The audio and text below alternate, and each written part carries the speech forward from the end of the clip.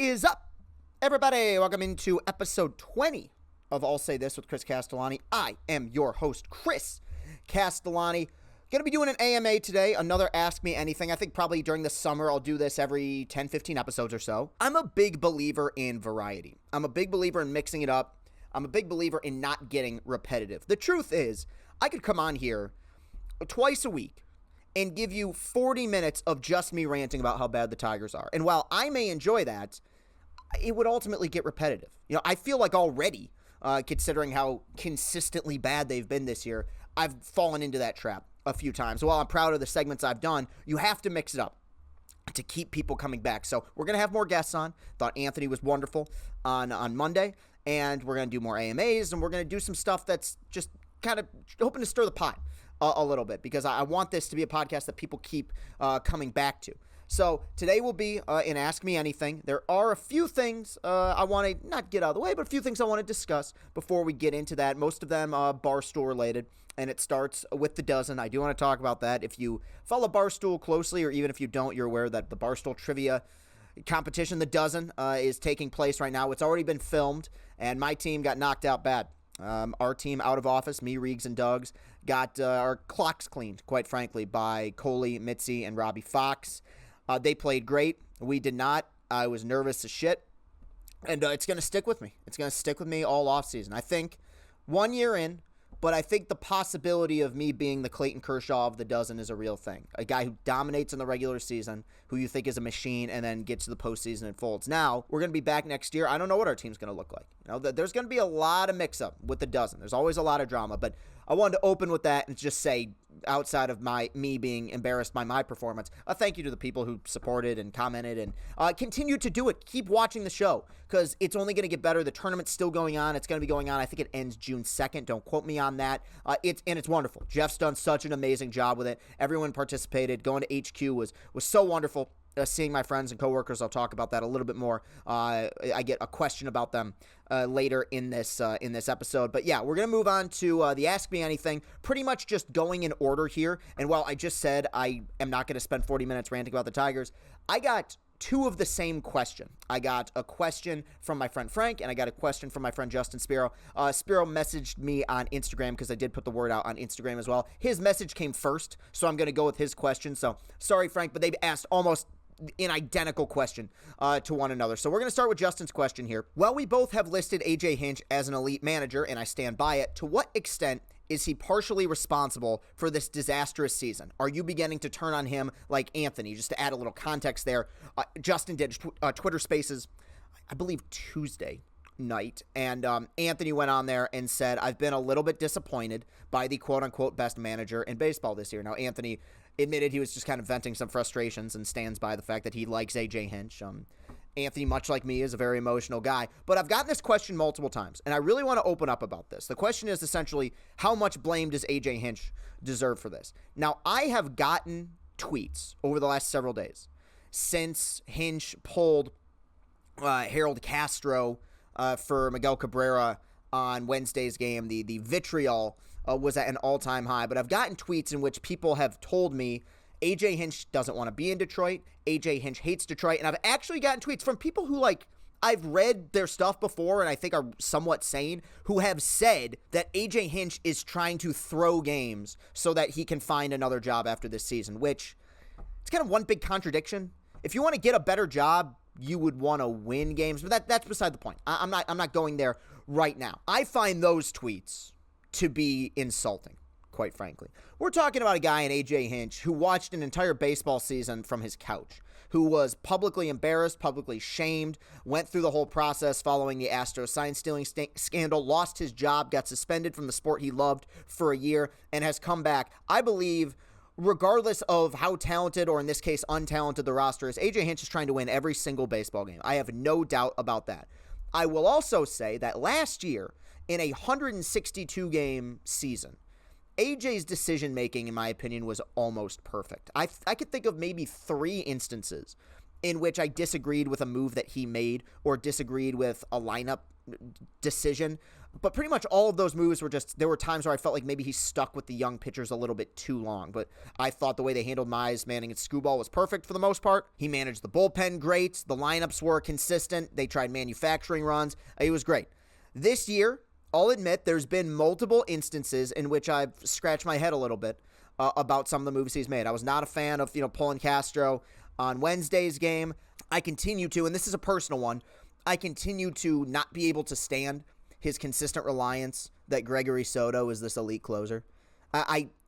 He's good. His ERA is good, great velocity. I understand it. There's a elite closer in there somewhere. But right now, I think there's 5 or 6 guys in that pen that I rely on more than him. And none of those guys give me a heart attack and a headache quite like that guy does. So those are a few decisions I'm not crazy about. But ultimately, the roster is untalented. The players are untalented. AJ has thrown out lineups where I look at the lineup and say, God, this lineup is terrible. But it's not the construction of the lineup. It's the players in the lineup. I don't think you can blame AJ Hinch because Javi Baez swings at pitches 1.5 feet off the plate. There is one big thing, though, where I think he does deserve some blame. Because it's only fair. I ripped the Gardenhire era for this, and I sure as hell ripped the Ausmus era for this, though the Ausmus era had substantially better players. Teams with untalented players will lose a lot of ball games. That's a proven fact. But the one thing that I believe you can control as a manager, or you can at least try to control, is the style of play. Is your team playing fundamental baseball? Now, if you're playing fundamental baseball and you're losing to a team that's more talented than you, that pitches better than you, okay. But when I think about style of play, are you running the bases well? When the opportunity is there, are you turning double plays? On relay throws from the outfield, are you hitting the cutoff man? Are you communicating in the outfield? And I've seen a lot of lapses this year. Outfield throws being thrown to the wrong bases, inability to turn double plays. Poor throws from the outfield, that's a reflection of guys just having arms in your outfield that aren't very strong. But I've seen missed tags. That stuff I do admittedly kind of knock AJ for, because I think that you reinforce that stuff in spring training. And regardless of how talented or untalented this roster may be, these are professional ball players. And we're talking about things, hitting a cutoff man, applying a tag, maintaining a tag if a guy slides off the base. That's stuff you learn in Little League. And there's been points this season where I felt like this team simply has not been able to do those things. If you think AJ isn't very good, or if you think that AJ shouldn't be here right now, I don't know a whole lot of people are calling for his head, you need to have somebody in mind who you believe can absolutely be better. Not as good, because if you want somebody as good, you're just going to stick with AJ. Who out there do you believe if AJ left would be better? I don't think there is anyone. And don't be like, well, what about Kevin Cash? What about Gabe Kapler? They're not going to leave their current jobs, okay? They're going to stay where they're at. I'm talking guys who are available that could do a better job than AJ. I don't believe that person exists. And while I've been a little bit frustrated with some moves, I still maintain the belief he's a top 3 manager in baseball. Okay, not every question is going to be 8 minutes. I promise I'm going to run through these a little bit faster. I will not get to every question, and a big reason for that is because I've answered a lot of these before, either in AMAs or on this show. What statistics or analytics give you hope for the Tigers? Also, the Cabin or the Bird? To answer your second question, that's a Central Michigan question. Oh, the Bird. I didn't go to the Cabin that often. I don't know why. I think it was just, the Cabin was kind of in its own location, and the Bird was right by a bunch of other bars in Mount Pleasant that I love. But statistics or analytics that give you hope for the Tigers, well, it's actually simple. It's the team ERA. They're, I believe, 10th right now, maybe 11th in ERA in baseball, and they've done it with a lot of injuries. That gives me some hope. I guess if there's hope in terms of hitters, Spencer Torkelson's batted ball data is fine, and it's getting better. There is evidence to suggest when you look at, when he hits the ball, he hits it hard. When you look at how he's performed over the last week, that at some point there is going to be a corner that's being turned, and he's batted 300 over the last week. So I do think maybe he is starting to turn that corner. Other than that, I mean, in terms of like turning this thing around, other than watching Tarek Skubal pitch, who by the time you're listening to this podcast or watching this show, he'll have pitched against the Guardians, so hopefully he pitches well. They kind of need to win his starts. But those are really the only ones that kind of excite me. You looking forward to watching Obi-Wan? Oh, absolutely. Yeah, I mean, go back if you could, people. I would appreciate it. I'll watch my content where I made a video talking about all the Star Wars movies and reviewing all the Star Wars movies. And my assessment of the prequels I thought was I'm poetic, that's far too kind of a compliment to pay myself. But at the same time, I think that I did a really good job of breaking down the fact that, look, film is an emotionally based art form. And how you feel about something is so important. And regardless of the flaws of the prequels, which I've acknowledged every one, they're still very much a part of me. And Ewan McGregor as Obi-Wan was such a huge reason for that. And the series looks really cool. It looks really well shot. I like that we're getting kind of this like almost noirish, Blade Runner-esque kind of environment here. And I think the showrunner said, in terms of tone, they wanted this to be like Joker or Logan. These very dark kind of character studies, tragedies really, of these main characters from, grander universes. And those are two of my favorite movies. So if they can capture even, an iota of what Logan captured, we could have something really special. I can't wait to watch it. Did I like going to Lansing Catholic? Yeah. I mean, yeah. I mean, I found it rewarding ultimately. Like there were a lot of moments I hated.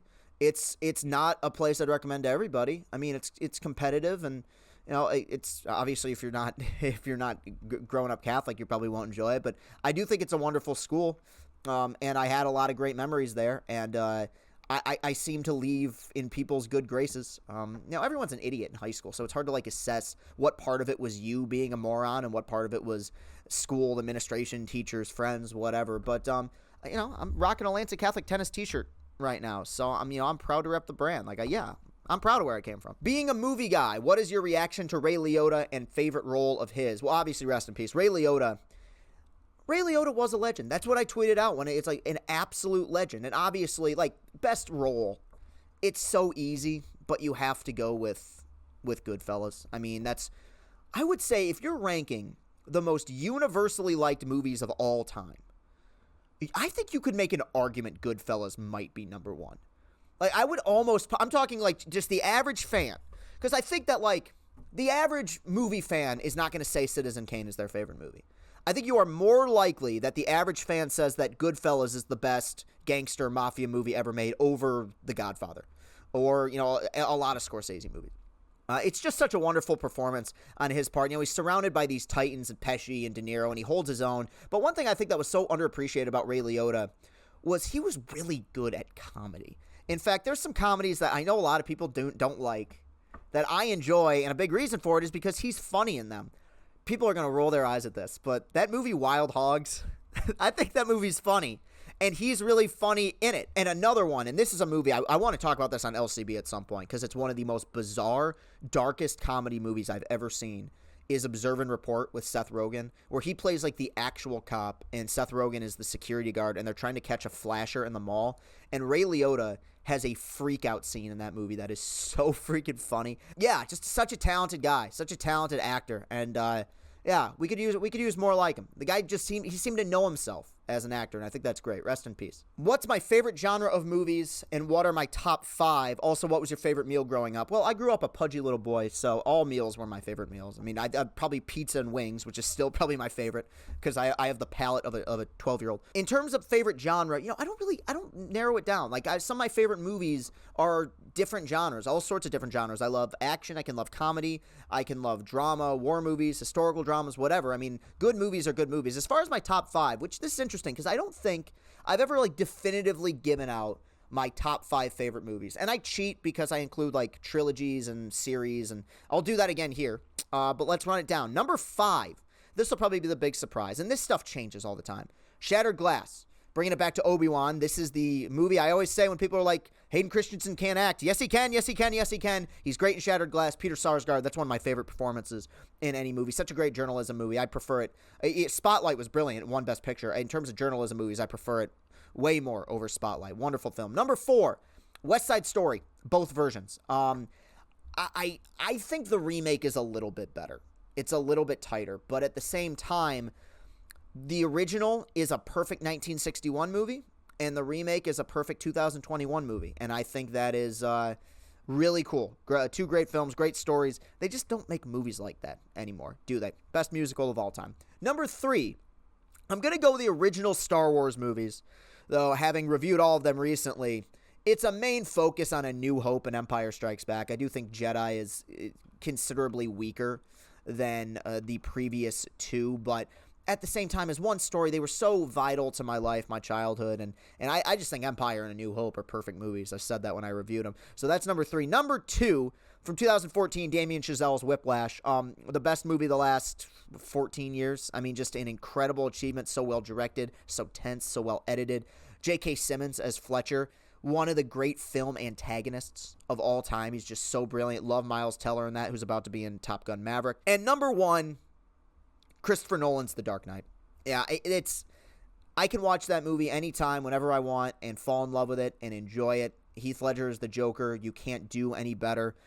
It was so important to my love of movies. Because 2008, I wrote a whole blog about how 2008 was like the best year ever for movies. But 2008 for me was the first year I really, really got into movies. And that summer, everything feels so much bigger when you're young. But when I was 13, it was like the world stopped for The Dark Knight. I did a whole video essay about it. It's still on this channel called Generation Dark Knight, the legacy of Christopher Nolan's masterpiece. And it was an important movie to me. It was an important movie to so many people.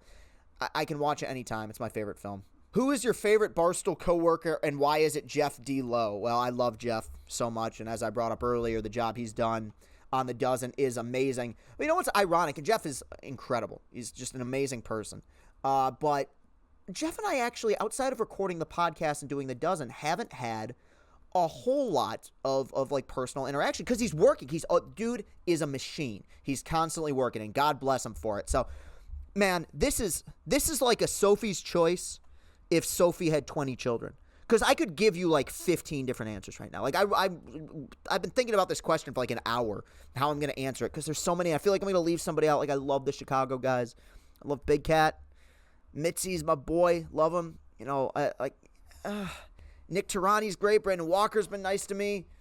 Rico Bosco's been nice. Robbie Fox is amazing. Like, I have so many that I could choose from, and it's so hard. Ken Jack. Like, I want to just name somebody because I don't want to leave anybody out. Roan Rules. All these guys are great. Oh, man. Large. I love Large. Large is awesome. Large is severely underrated. Not just in The Dozen, but like as a content creator, as a person. I love what he does at Barstool. I think he's awesome. Clem and Megan. Because I guess I wanted to do one male, one female. And I wanted to do one person that works at HQ and one person that works remotely as well. So those fit because Clem's life is like what I want my life to be like 10, 15 years from now, which is somebody who still is doing what he loves and is talking about sports and is able to be self-deprecating, but at the same time is a person who, like, every time you see him, you're like, yeah, you know what, today is like a little bit better because that guy's just like a bundle of positive energy, but at the same time can go home and has like a beautiful family that he can, you know, see and children. Like, he's just the best. I think most Barstool coworkers would probably agree with my stance on that. Like, Clem is an insanely nice human being. And then Megan, obviously, I'm not going to say surprised, but yeah, surprised that and happy, very happy that we've gotten to know each other as well as we have, and I've been doing money shots, and I think the back and forth we have is very sweet, and she rules. So those are the two that stand out, but I'm leaving out so many that have been so great to me since I started working at Barstool. Am I getting burned out on MCU movies and shows? This guy, Brett, says, I know I am. Yes, I am. And it really has nothing to do with, well, it has a little bit to do. I'd be lying. It does have a little bit to do with, there's just so many right now. Every week is a show. Every month is a movie. Obviously, with COVID being what it was, they released a bunch, like, consecutively. The biggest problem, though, it's not so much the quantity as much as I think there's been a substantial dip in quality. There's been Marvel things I've liked since Endgame. And I really like No Way Home, though. I do think it should have been better. But I haven't loved anything. When I look back through the first 11 years of the MCU, which 2008, starting with the first Iron Man and ending with Avengers Endgame, I could think of 5, 6 movies I loved. The first Iron Man, Guardians of the Galaxy, Avengers, Infinity War, Endgame, Winter Soldier, like, all really great movies. And now it's just like, man, I feel like they've lost touch of the pacing, for sure. And it was an issue that I brought up after Endgame came out, where I said, look, this movie is the biggest movie of all time. It is. Not just financially, like in terms of budget, scope, scale, all the actors coming back, like biggest film ever. You can't go bigger now, because if you do, it's just going to be annoying. And I went to see Shang-Chi, And I flashed back to the original Iron Man, where I remember one of the complaints about the original Iron Man was that the final fight scene wasn't that climactic. It could have been better. No, I yearn for action sequences like that, because the final 45 minutes of Shang-Chi are people on dragons kicking each other. Like, that's basically an entire battle. It's just like, I just had to cover my eyes and ears. It's why I'm not crazy about the TV shows they've done, but I appreciate them more because at least they're trying to focus on a bit more intimacy, whereas now everything's got to be so huge and bloated and long and connected to everything. Yeah, I'm not out on it, but I'm feeling burnout. Yeah, I went through the same thing with Star Wars. In fact, I kind of am still going through the same thing with Star Wars. The difference is I just think that Star Wars is something that I think can always just keep going, whereas Avengers Endgame was like, it ended. That's the conclusion. And I hope I love Thor, Love and Thunder, but man, we're getting a lot. I would say we're getting too much, and which would be okay if I felt like the quality was up to snuff the way it was in phases 1, 2, and 3 of the MCU. I don't feel like that's the case right now. Yeah, this is another Tigers question. If we're selling at the deadline, who are we trading that has value, and for how much? I'm going to soften the blow a little bit here. We will not have a 2017 type of fire sale. There are pieces of this core that are going to remain here for the long haul, even if they're not great, like Mize, Manning, Skubal, Torkelson, Green, Lang, I would say Soto. They're not going anywhere. There's one piece that I think the Tigers could legitimately get something for. It's happened before. Teams give up a lot for relievers. He's in a contract year, and quite frankly, over the last 3 weeks, he has not pitched great. You wonder about his health. Fastball velocity is down. Michael Fulmer. After that, I mean, really, I'm beyond trading guys just to trade guys, because we've done that before, and the Tigers get nothing for him. I think generally the only guy you could look at and say maybe you could get a Major League ball player back is Michael Fulmer, and really that's it. Yeah, like Robbie Grossman's in a contract year. Have you seen Robbie Grossman? What are you going to get for Robbie Grossman? For half a year of Robbie Grossman? If people talk about guys like Scope, well, look at how Scope's playing. What are you going to get for Scope? I think people get so angry with the team's performance that they just say trade everyone. Fine, I understand it. Call up the young blood, sure. But I'm not for trading people just to trade people. Like we did that with Justin Upton. Oh, it's a salary dump, and they got nothing back. So what's the point? What's the purpose? You got to have some sort of goal here if you're going to trade guys. So the one piece I think is probably Michael Fulmer. What's a realistic expectation for Michigan men's basketball this year, given all the turnover? You know what? That's a really good question, and it's a question I'll have a better answer to in a week. Because I think if Musa and Caleb both return, which I don't think will happen, but if they both return, I think that this is a team that should set their goals as we're going to fight for the Big Ten championship, and we're going to fight to make a run deep into the second, potentially even third weekend of the NCAA tournament. I really do believe that. I mean, they're going to have really good players back, and I've lost a lot, but they add Llewellyn, and they got some guys coming back. Obviously, losing Frankie Collins kind of stinks, but I still believe Buffkin's going to be a solid college basketball player. I still believe Terrence Williams is going to contribute a ton, and obviously you have one of the 5-10 best offensive weapons in the country in Hunter Dickinson returning to school for a third year. Now, if you go without Caleb and Musa, expectations completely change, and this might be a first weekend team or a fringe second weekend team. So I can't give you a definitive answer right now. So much depends on whether or not those guys decide to return to school. This is a new one I haven't gotten. What do I think about the USPBL? The USPBL is an independent baseball league in Michigan.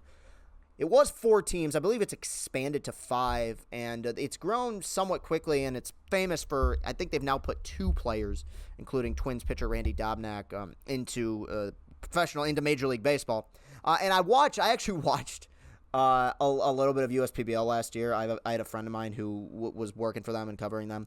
And so I watched a few of their games. And look, there's a charm to minor league baseball. There's a charm to independent league baseball. So yeah, I mean, it's a neat league. I think I encourage more stuff like this. I think that is a good way to grow the game, because one thing that people talk about with baseball that is true is to play it is very expensive, and to go is relatively expensive. Yeah, expensive. Yes, Tigers tickets are cheap, as they should be. You could argue they could be cheaper considering the product, but you go to a game, I mean, you're getting $8 beers, and that's, if you're having a drink, and then you've got your kids who are going to have a hot dog and a soda or whatever. Going to a baseball game, it is expensive, especially when you have so many games throughout the season, and it's outdoors, and it could be hot in the summer. Like, it's sometimes a difficult trek, and it might not be something that a young fan would appreciate, but something like USPBL or minor league baseball that is extremely inexpensive. In fact, I think it might even be free in some instances. Just going there, hanging out around the park. Like, I think that's a good way for if you can't get to a major league ballpark and you want to try to, carry the game down to future generations. Something like USPBL is perfect for that. All right, this one. The Tigers are not going to win this year, and their offense is anemic. When is it time to bring up some young guys to inject some life into the team and get experience like Cody Clemens, Dylan Dingler, Ryan Kreidler, to name a few? Two of those guys will definitely be on a Major League ball field at some point this year, Kreidler and Cody Clemens. I don't know when it'll be.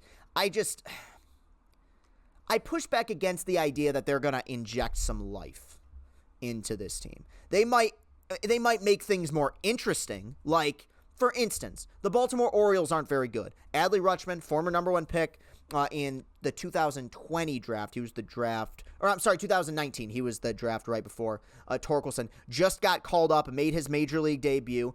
And while, it's no guarantee he's going to all of a sudden get the Orioles to 500, that's interesting. So calling up these young guys is interesting, but I'm kind of against the idea that it's going to change things.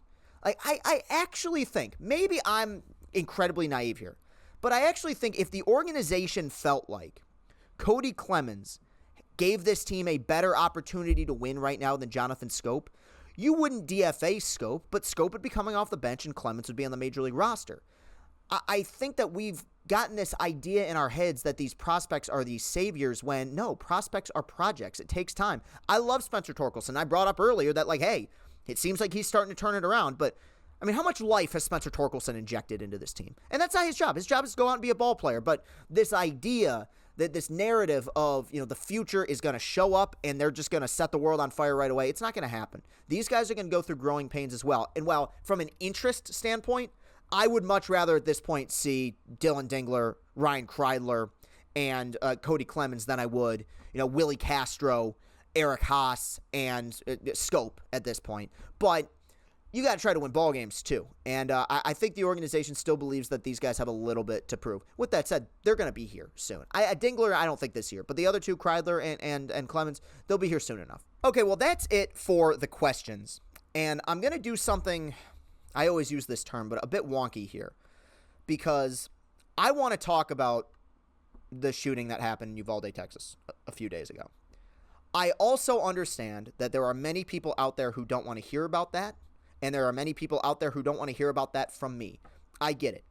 Many people view my content as a semblance of escapism and positive energy, and it's hard to, you can't be positive when talking about a tragedy. I also hate, and these late night shows do this, and it bothers the hell out of me, when they do a segment on a shooting or some horrible event, and it ends with, hey, don't forget to subscribe to their channel. So I'm going to do the plugs first. And then we're going to end the show by talking about these mass shootings. So, look, you guys know, okay? You can follow me on Twitter, at Castellani2014. Hit that like button. Hit that subscribe button. Let's get those watch hours up. Apple Podcasts, Spotify. They're all there. Rate us, review us, and keep supporting. It means a lot. So I appreciate that. And now we're going to get into the heavy stuff. And look, as much as this may bother some people, I laid it out, in episode number 1. I said this will be primarily a Detroit sports show. We're going to do maybe some movie stuff, a few AMAs, but there's going to be those segments in which I'm going to talk about stuff that's just important to me. And I understand there's that stick to sports principle. We watch you because we want escapism. I wish I could escape from this. I wish I could escape from all of this. I wish I didn't have to wake up every few months, few weeks, few days and hear about, more children dying. Because it's been a consistent theme basically in our lives for almost my entire life. So I am going to talk about this. This is not a gun control discussion. It's not a policy discussion. It's stories. First of all, I mean, everyone knows, but 21 people, 19 children and 2 teachers were murdered at a school in Uvalde, Texas. There's no words to be able to comfort people. I mean, saying that sentence, that's an ugly sentence to say. That 19 kids, it bothers me. It always bothers me. It always gets under my skin. And I feel not a need, but I want to talk about it because this is my generation. This is my generation that this keeps happening to. I'm 26 years old. I'm going to be 27 on June 9th. And I think it's fair to say that the most impactful day, impactful almost sounds too positive, but yeah, I'll go with him. Impactful day of my lifetime as it pertains to the world that we live in was September 11th, 2001. I think that's fair. The darkest day in American history. I can't think of anyone that's worse. And I remember the aftermath of it. And in hindsight, as I've grown and gotten older and done my research, I'm much more aware of that day and those moments and what happened. But I was 6 years old when 9/11 happened. And I was in kindergarten at the time, and I was not able to, nor should I have really been able to process what that day was exactly. And over time you learn, but I was 6. With that said, the shootings, I remember all of them. I remember where I was when I heard about them. Because one of my big fears growing up, and people used to say that's an irrational fear, and sadly it wasn't, but one of my big fears growing up was just going to high school and getting shot.